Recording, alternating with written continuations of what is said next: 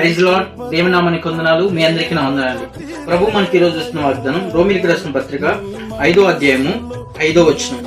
ఈ నిరీక్షణ మనను సిగ్గుపరచదు. Praise lord. ఈరోజు ధైర్యపరుస్తున్న మాట ఏంటంటే, దేవుడు మనల్ని ధైర్యపరుస్తున్న మాట, ఈ నిరీక్షణ మనల్ని సిగ్గుపరచదు. ఏ నిరీక్షణ? ఇంతకాలము మనం దేనికోసం అయితే నిరీక్షించాము, దేనికోసం అయితే మనం దేవుణ్ణి అడుగుతా ఎదురు చూస్తా ఉన్నామో, ఆ నిరీక్షణ, ఆ ఎదురు చూపు మనం సిగ్గుపరచదంట. మనం ఏదైతే అడుగుతున్నామో దేవుడు విస్తారంగా ఇవ్వాలనుకుంటున్నాడు.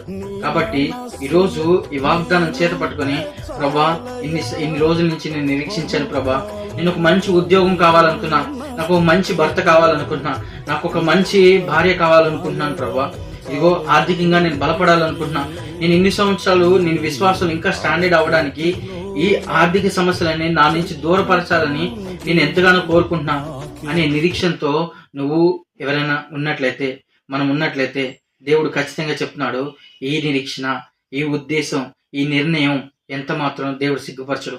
కాబట్టి ఈ వాగ్దానం చేత పట్టుకొని ఇంతకాలం నిరీక్షించిన వాటిని నీ దేవునికి తెలియజేస్తావా? దేవుడు ఖచ్చితంగా నీ జీవితంలో గొప్ప మేలు చేయను గాక.